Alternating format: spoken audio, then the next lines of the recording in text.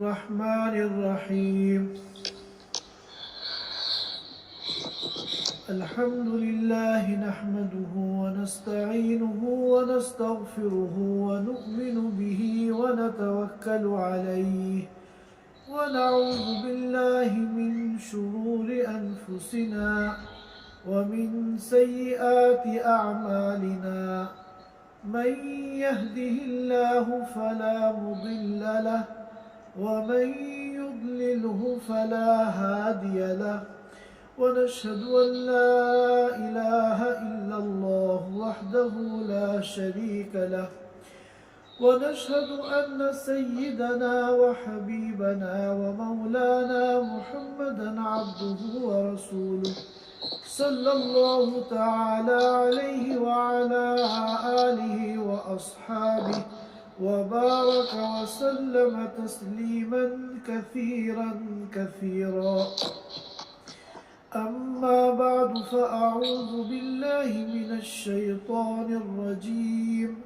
بسم الله الرحمن الرحيم. اقرأ باسم ربك الذي خلق. خلق الإنسان من علق. اقرأ وربك الأكرم الذي علم بالقلم. علم الإنسان ما لم يعلم. كلا إن الإنسان ليطغى أن رآه استغنى. إن إلى ربك الرجعى. أرأيت الذي ينهى عبدا إذا صلى. أرأيت إن كان على الهدى أو أمر بالتقوى. أرأيت إن كذب وتولى. ألم يعلم بأن الله يرى. كلا لئن لم ينته لنسفعا بالناصية. ناصية كاذبة خاطئة. فليدع ناديه سندع الزبانية. كلا لا تطعه واسجد واقترب. صدق اللہ العظیم. حضرات سامعین کرام، سورۃ العلق کی تفسیر چل رہی ہے.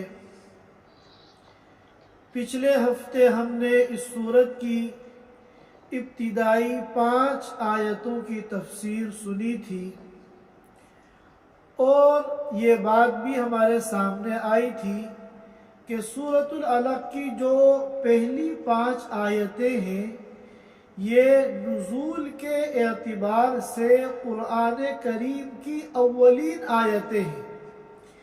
قرآن پاک جب سب سے پہلی مرتبہ رسول اللہ صلی اللہ علیہ وسلم پر نازل ہوا تھا تو یہی 5 آیتیں نازل ہوئی تھی. اس کے بعد سورۃ المدثر وغیرہ دوسری صورتیں اور دوسری آیتیں نازل ہوئی. کئی سال کے بعد ان 5 آیتوں کے بعد جو ما بقیہ اس سورت کی آیتیں ہیں وہ نازل ہوئی. کئی سالوں کے بعد کلا ان الانسان لیطغی ان رآہ استغنی سے لے کر سورت کے آخر تک جو آیتیں ہیں یہ نازل ہوئی. اور جب یہ آیتیں نازل ہوئی تو اللہ کے رسول صلی اللہ علیہ وسلم نے حکم دیا کہ ان آیتوں کو کہاں رکھنا ہے. سورۃ العلق کی ابتدائی 5 آیتوں کے بعد ان آیتوں کو رکھنا ہے. اس طرح پھر یہ سورت مکمل ہو گئی. یہ جو آیتیں ہیں 5 آیتوں کے بعد سے لے کر سورت کے آخر تک مفسرین کرام نے فرمایا کہ یہ ابو جہل کے بارے میں نازل ہوئی ہے. ابو جہل کے بارے میں آپ سب جانتے ہیں کہ یہ اسلام کا سب سے بڑا دشمن تھا اور اللہ تعالی اللہ کے رسول صلی اللہ علیہ وسلم کو سب سے زیادہ تکلیف پہنچانے والا یہ شخص تھا، یہاں تک کہ آپ صلی اللہ علیہ وسلم نے اس کو اس امت کا فرعون قرار دیا۔ مسند احمد کے اندر روایت ہے، اللہ کے رسول صلی اللہ علیہ وسلم نے فرمایا ہوا فرعون امتی، کہ یہ ابو جہل میری امت کا فرعون ہے۔ اس نے کوئی موقع نہیں چھوڑا جہاں اللہ کے رسول صلی اللہ علیہ وسلم کو اذیت نہ پہنچائی۔ آپ حضرات جانتے ہیں، روایتوں میں آتا ہے کہ جب آپ صلی اللہ علیہ وسلم نماز پڑھتے تھے اور سجدے کی حالت میں ہوتے تھے تو یہ شخص نجاستیں لا کر آپ صلی اللہ علیہ وسلم کی کمر کے اوپر رکھ دیتا تھا، اور آپ کی صاحبزادی محترمہ حضرت فاطمہ رضی اللہ تعالی عنہا جو کم عمر تھی، کم سن تھی، وہ پھر آتی اور روتے روتے اپنے باپ کی کمر سے ان نجاستوں کو ہٹاتی۔ اس طرح آپ صلی اللہ علیہ وسلم اپنی نماز کو پورا کرتے۔ اور بھی اس کی ایذا رسانیوں کی ایک بہت لمبی داستان ہے جو اس نے اللہ کے رسول صلی اللہ علیہ وسلم کے ساتھ اور مسلمانوں کے ساتھ برا سلوک کیا۔ یہ اس کی ایک لمبی داستان ہے۔ بہرکیف اللہ تعالیٰ نے تو اس کو مال و دولت بھی دی تھی، عزت اور شہرت بھی دی تھی، منصب اور عہدہ بھی دیا تھا، خوب مال و دولت تھا اس کے پاس، اولاد تھی اس کے پاس، عزت تھی، شہرت تھی، اور یہاں تک کہ اس کو ابو الحکم کہا جاتا تھا۔ ابو الحکم کہتے ہیں جس کے منہ سے نکلنے والی ہر بات کو آرڈر سمجھا جاتا ہے، جس کے فیصلے کو کوئی ٹال نہیں سکتا، سارے عالم پہ ہوں میں چھایا ہوا، معتبر ہے میرا فرمایا ہوا، اس کو ابو الحکم کہتے ہیں۔ اور مکے کا جو دار الندوہ تھا، جہاں سارے سردار جمع ہو کر میٹنگ کرتے تھے، دار الندوہ کا اگر ہم آج کی سادہ زبان میں ترجمہ کریں تو پارلیمنٹ ہاؤس، اس زمانے کا مکے میں جو پارلیمنٹ ہاؤس تھا اس کو دار الندوہ کہتے تھے۔ تو دار الندوہ جہاں سارے قبیلوں کے بڑے بڑے سردار جمع ہوتے تھے، وہاں اس کی ایک بہت عالی شان اور نمایاں کرسی ہوتی تھی، یہ اس کرسی پہ جا کے بیٹھتا تھا۔ تو اپنی عزت کے نشے میں آ کر، دولت اور شہرت کے نشے میں آ کر اس کے اندر تکبر بہت زیادہ پیدا ہو گیا تھا۔ یہی وجہ ہے کہ یہ سرکشی پر آمادہ ہوا اور اللہ اور اس کے رسول کی اس نے مخالفت کی۔ اسی مضمون کو قرآن نے یہاں سے بیان کیا ہے، کلا ان الانسان لیطغی۔ یہ کلا جو ہے مختلف معنی کے لیے آتا ہے عربی زبان میں۔ مفسرین کرام نے فرمایا حقاً کے معنی میں ہے یہاں پر، تو اب ترجمہ ہوگا کلا ان الانسان لیطغی۔ حق ہے یہ بات، سچ ہے یہ بات کہ انسان سرکشی کرتا ہے۔ یطغی بنا ہے طغیان سے، اور طغیان کے معنی آتے ہیں مجاوزت الحد فی العصیان، نافرمانی میں حد سے تجاوز کرنا۔ ہم اردو میں اس کو کہتے ہیں کہ سرکشی کرنا۔ کلا ان الانسان لیطغی، یہ بات سچ ہے، حق ہے کہ انسان سرکشی کرتا ہے۔ کب؟ ان رآہ استغنا، جب ملا کے پڑھیں گے تو ان رآہ استغنا۔ جب وہ اپنے کو دیکھتا ہے کہ وہ بے نیاز ہو گیا، غنی ہو گیا، مالدار ہو گیا۔ یہ اللہ تعالیٰ انسان کی ایک کمزوری کو اور فطرت کو بیان کر رہے ہیں۔ خصوصیت کے ساتھ تو یہاں انسان سے ابو جہل مراد ہے، اور عمومیت کے ساتھ ہر وہ انسان مراد ہے کہ جو بھی ابو جہل کے نقش قدم پہ چلے گا اس کا بھی وہی حشر ہوگا، وہی انجام ہوگا جو ابو جہل کا ہوا ہے۔ تو کلا ان الانسان لیطغی، یہ بات حق ہے کہ انسان سرکشی کرتا ہے، نافرمانی میں حد سے تجاوز کرتا ہے۔ کب؟ ان رآہ استغنا، جب وہ اپنے کو دیکھتا ہے کہ وہ مستغنی ہو گیا، بے نیاز ہو گیا۔ اب وہ غنا دولت کے اعتبار سے بھی ہو سکتا ہے، شہرت کے اعتبار سے بھی ہو سکتا ہے، عزت کے اعتبار سے بھی ہو سکتا ہے، کثرت اولاد کے اعتبار سے بھی ہو سکتا ہے، اور عہدے اور منصب کے اعتبار سے بھی ہو سکتا ہے کہ انسان کے پاس جب مال و دولت آ جاتی ہے، یا اونچا عہدہ اور منصب مل جاتا ہے، یا وہ عزت اور شہرت کی بلندی پر پہنچ جاتا ہے، تو اس کے اندر سرکشی پیدا ہو جاتی ہے۔ پھر وہ یہ بھول جاتا ہے کہ اس کو کل اپنے ہر کیے کا جواب دینا ہے۔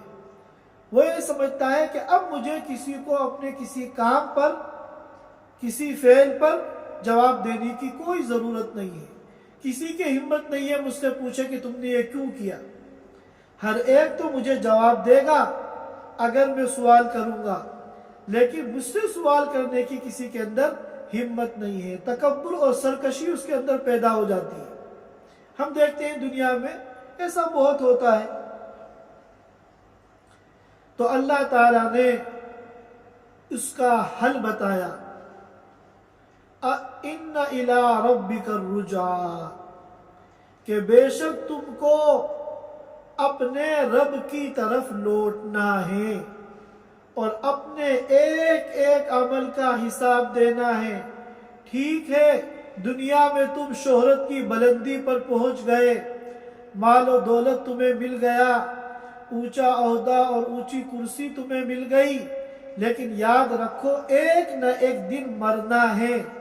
اور جیسا کہ ایک دوسرے موقع پر اللہ نے فرمایا، وَكُلُّهُمْ آتِيهِ يَوْمَ الْقِيَامَةِ فَرْدًا، ہر ایک اللہ کے سامنے تنہا کھڑا ہوگا اور اس کو حساب دینا پڑے گا۔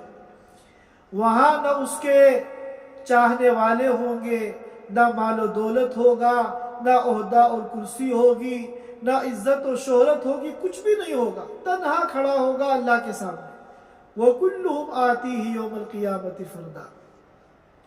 لہذا آج چاہے تم لوگوں کے سامنے کسی بات کے لیے جواب دہ نہ ہو، لیکن یاد رکھو ان الی ربک الرجعی، کہ تمہیں اپنے رب کی طرف لوٹنا ہے اور اس کے سامنے کھڑے ہو کر اپنے ایک ایک عمل کا جواب دینا ہے۔ اس کے بعد فرمایا، ارأیت الذی ینہا، کیا دیکھا آپ نے اس شخص کو، ینہا جو روکتا ہے، ینہا بنا ہے نہیں سے، اور نہیں کے معنی روکنا، اس لیے ہم کہتے ہیں نہیں عن المنکر، گناہ سے، برے کام سے روکنا۔ ارأیت الذی ینہا، کیا آپ نے دیکھا اس شخص کو جو کہ روکتا ہے، کس کو؟ عبدن، اللہ کے ایک بندے کو۔ کب؟ اذا صلی، جب وہ نماز پڑھتا ہے۔ یہ بھی ایک واقعے کی طرف اشارہ ہے۔ اس سورت کی یہ جو مابقیہ آیتیں ہیں، یہ اس وقت نازل ہوئی تھی جب آپ صلی اللہ علیہ وسلم علی الاعلان دعوت اسلام دینے لگے تھے اور نماز پڑھنے کے لیے مسجد حرام کعبے کے پاس آنے لگے تھے۔ وہاں آ کر آپ نماز پڑھتے تھے، تب یہ آیتیں نازل ہوئی تھی۔ تو ایک مرتبہ ابو جہل دارالندوہ میں، یعنی اس دور کے مکے کے پارلیمنٹ ہاؤس میں بیٹھا ہوا تھا، اور سارے سردار اور اس کے محبین اور چاہنے والے اس کے سامنے بیٹھے ہوئے تھے۔ اس نے لوگوں سے کہا، کیا تم لوگوں کو نظر نہیں آتا کہ یہ محمد صلی اللہ علیہ وسلم علل اعلان کھلم کھلا مسجد حرام میں آتے ہیں اور کعبے کے سامنے نماز پڑھتے ہیں اور سجدہ کرتے ہیں، کیا تم لوگوں کو یہ نظر نہیں آتا؟ تو لوگوں نے کہا، کیوں نظر نہیں آتا؟ تو اس نے کہا کہ اب اگر محمد آئے اور انہوں نے وہاں نماز پڑھی اور سجدہ کیا، تو میں جب وہ سجدے میں جائیں گے تو ان کی گردن پہ پیر رکھ کر ان کے سر کو میں مسل دوں گا اور خاک آلود کر دوں گا، گردن پہ پیر رکھ کر میں زمین میں ان کے چہرے کو رگڑ دوں گا۔ چنانچہ اگلے وقت جب آپ صلی اللہ علیہ وسلم اپنے معمول کے مطابق مسجد حرام میں نماز پڑھنے کے لیے آئے اور آپ نے نماز شروع کی، اور یہ انتظار میں کھڑا رہا کہ آپ سجدے میں کب جاتے ہیں۔ چنانچہ جب آپ سجدے میں گئے تو یہ آپ کے چہرے مبارک پر، آپ کی گردن مبارک پر اپنے پیر رکھ کر آپ کو مسلنے کے لیے آیا۔ تو جیسے ہی یہ آگے بڑھا، ایک دم الٹے پاؤں پیچھے ہٹنے لگا اور اپنے ہاتھ سے اس طرح اشارہ کرنے لگا جیسے کسی سے اپنے کو بچا رہا۔ جو لوگ وہاں موجود تھے اس وقت، انہوں نے اس سے کہا کہ تم تو ان کا چہرہ مسلنے کے لیے جا رہے تھے، زمین میں رگڑنے کے لیے جا رہے تھے، تمہیں کیا ہو گیا؟ تم پیچھے کیوں ہٹ رہے ہو؟ تو اس پہ ابو جہل نے کہا کہ میرے اور محمد کے درمیان ایک خندق ہے جس میں آگ دہک رہی ہے، بھڑک رہی ہے، اور بہت سی خوفناک چیزیں، ہولناک چیزیں مجھے نظر آ رہی ہیں، اور بہت سے بازو مجھے نظر آ رہے ہیں، تو ان سے بچ کر یہ پیچھے ہٹ رہا ہے۔ اللہ کے رسول صلی اللہ علیہ وسلم نے فرمایا کہ اگر یہ پیچھے نہ ہٹتا اور اس دن میرے قریب آنے کی کوشش کرتا تو فرشتے جو ہے اس کے ٹکڑے ٹکڑے کر دیتے، اس کا ایک ایک عضو جو ہے الگ کر دیتے، کاٹ دیتے۔ بہرکیف اس واقعے کی طرف اشارہ ہے ان آیتوں میں۔ اَرَأَيْتَ الَّذِي يَنْهَا، کیا آپ نے دیکھا اس شخص کو جو روک رہا تھا، کس کو؟ عبدن، اللہ کے ایک بندے کو، کب؟ اذا صلی، جبکہ وہ نماز پڑھ رہے تھے۔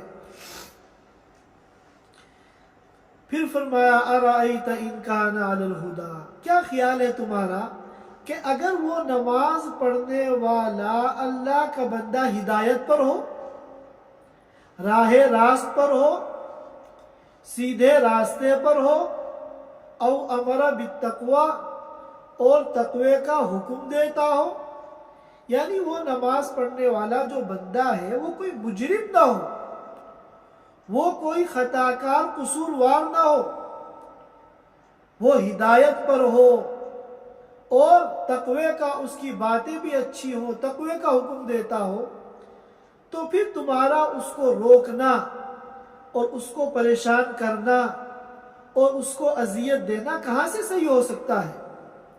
یہ تو اللہ کے رسول کے بارے میں فرمایا ارأیت ان کان علی الہدی او امر بالتقوی، اور پھر ابو جہل کے بارے میں فرمایا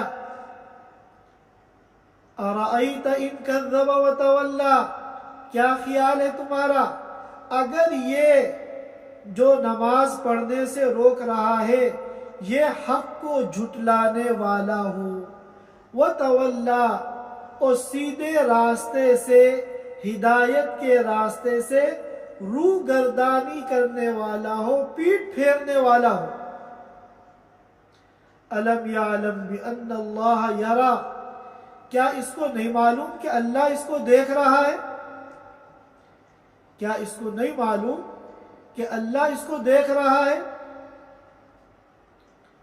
کلا لئن لم ینتہی لنصفعا بالناصیہ، ایسی بات نہیں ہے، کلا ایسی بات نہیں ہے، لئن لم ینتہی، اگر یہ باز نہیں آئے گا، اپنی حرکتوں سے یہ باز نہیں آئے گا اور ایذا رسانی کا جو ایک سلسلہ قائم کیا ہے اس کو ختم نہیں کرے گا، لنصفعا بالناصیہ، تو ہم اس کی پیشانی کے بال پکڑ کر اس کو کھینچیں گے، لنصفعا، ضرور بالضرور ہم اس کو کھینچ کر لے جائیں گے۔ کیسے؟ بالناصیہ، ناصیہ کہتے ہیں پیشانی کے جو آگے کے بال ہوتے ہیں پیشانی کے اوپر، ان بالوں کو کھینچ کر۔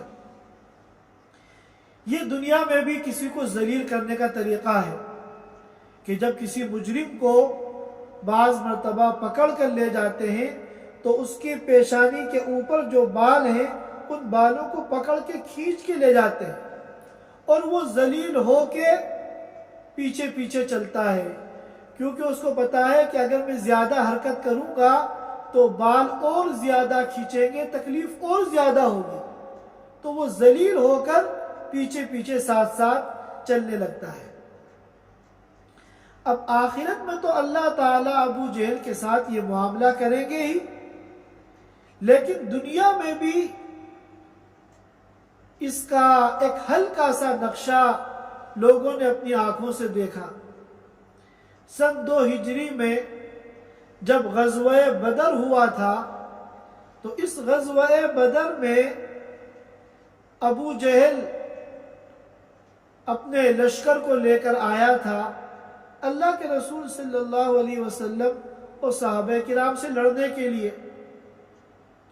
ہر صحابی کے اندر یہ جذبہ تھا اور یہ شوق تھا کہ اس دشمن اسلام کو میں ختم کروں، لیکن اس کو ختم کرنا آسان کام نہیں تھا۔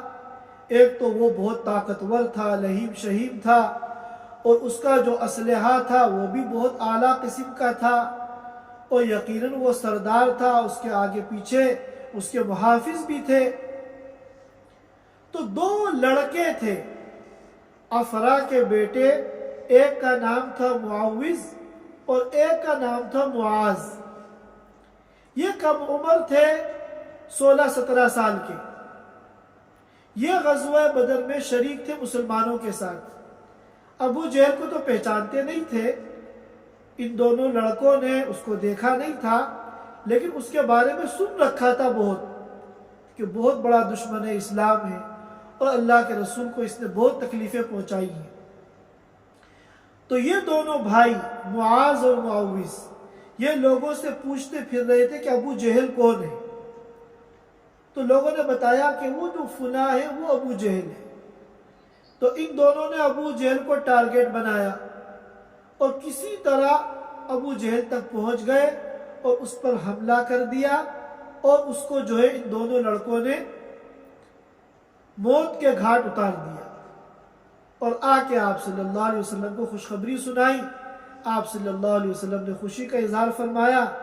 پھر حضرت عبداللہ بن مسعود رضی اللہ تعالیٰ عنہ گئے اور وہ پھر اس کا گلا کاٹ کر اس کے سر کے بال پکڑ کر کھینچتے ہوئے اس کو لائے اور پھر ایک کنویں میں اس کے سر کو ڈال دیا گیا۔ تو اس کا ایک ہلکا سا منظر دنیا میں بھی لوگوں نے دیکھا کہ اس کے سر کے پیشانی کے بالوں کو پکڑ کر اس کو گھسیٹا گیا اور پھر جو ہے ایک کنویں میں ڈال دیا گیا۔ اور اصل جو اس پر عمل ہوگا وہ تو قیامت کے دن ہوگا۔ پھر اللہ تعالیٰ فرماتے ہیں ناصیۃ کاذبہ۔ ناصیہ کے معنی پیشانی، اور مراد یہاں پیشانی کے اوپر جو سر کے بال ہوتے ہیں وہ مراد ہیں۔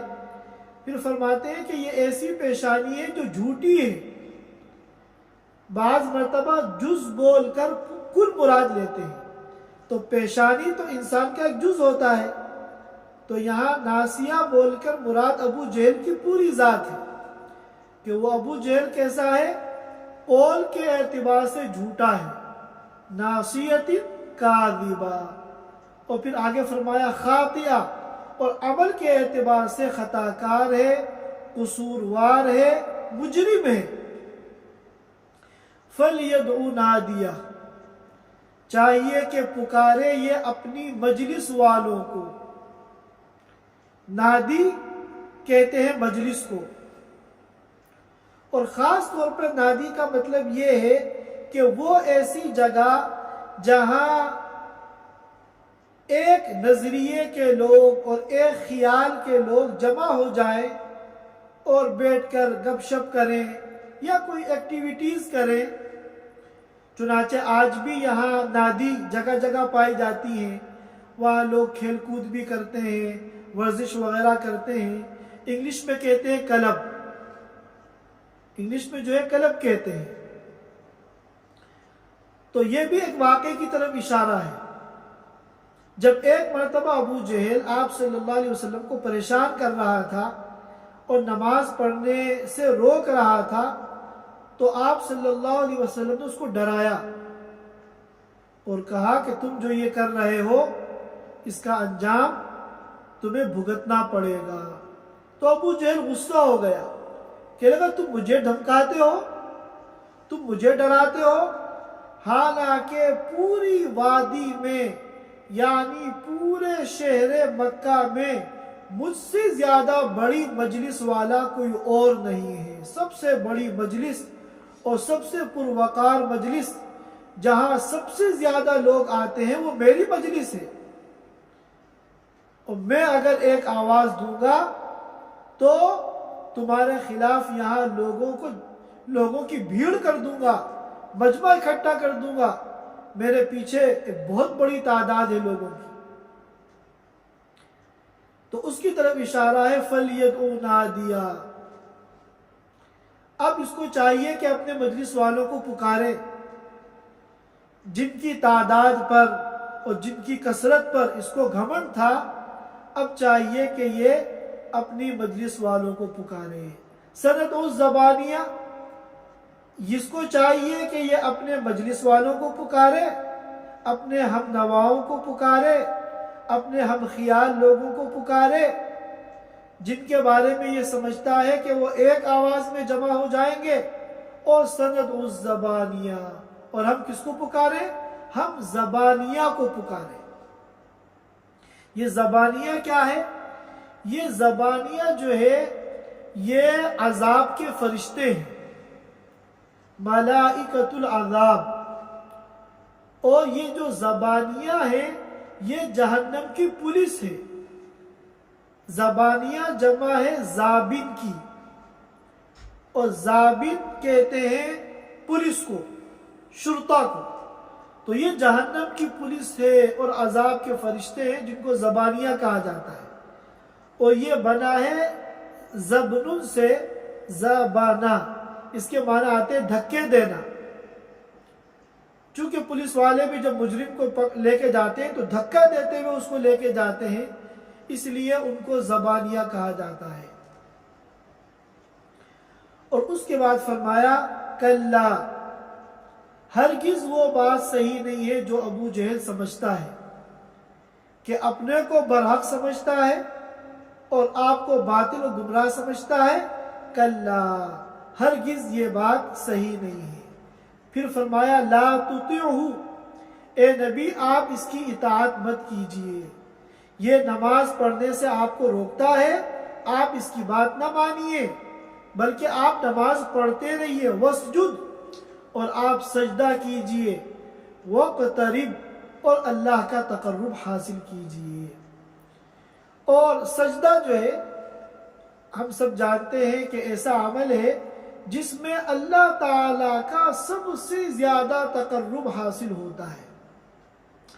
مسلم شریف میں روایت ہے حضرت ابو ہریرہ رضی اللہ تعالیٰ عنہ کی، اقرب ما یکون العبد من ربہ وہو ساجد، کہ سب سے زیادہ قریب بندہ اس وقت ہوتا ہے اپنے رب کے جب وہ سجدے کی حالت میں ہوتا ہے۔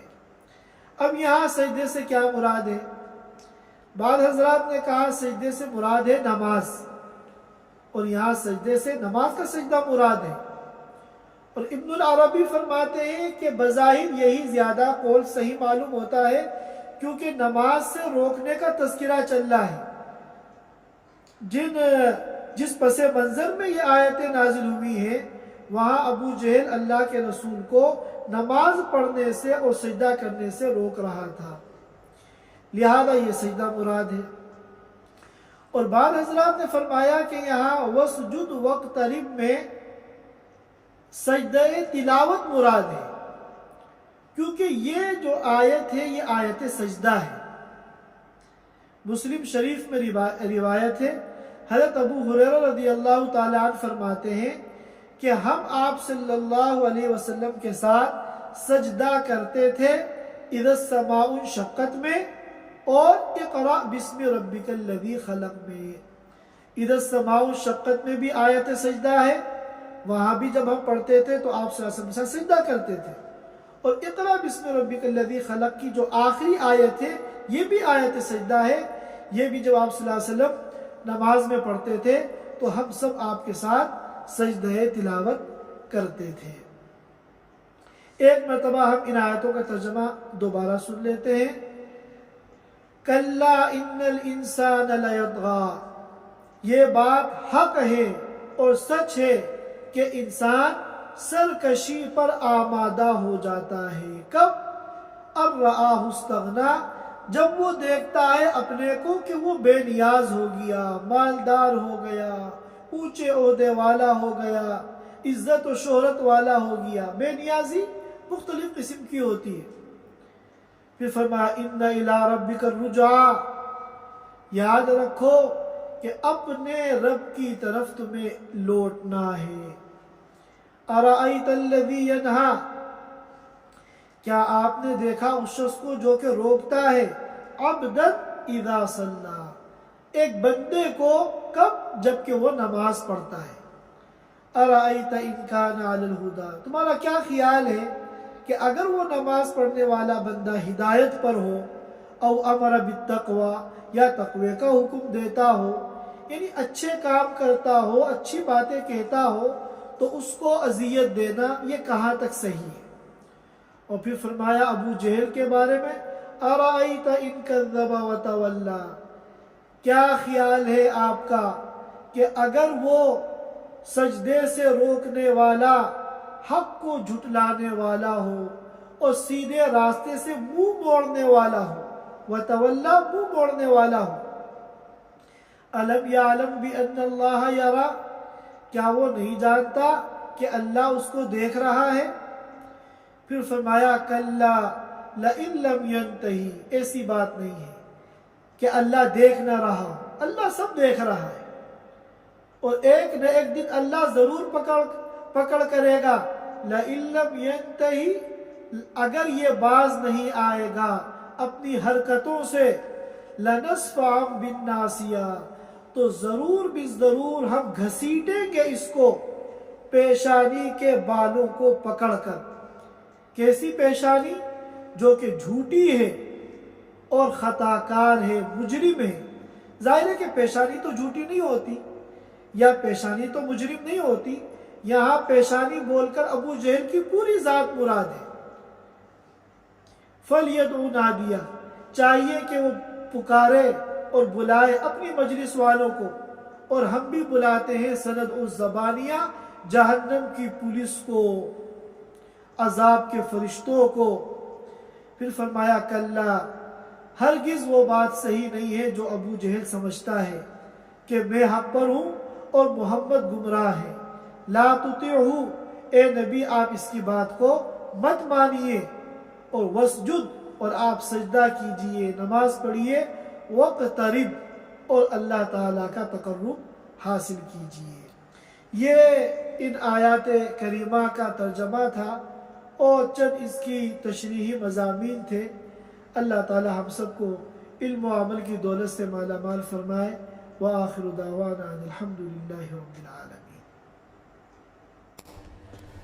Thanks for watching. Don't forget to like, comment, share and subscribe to Al Wahid channel.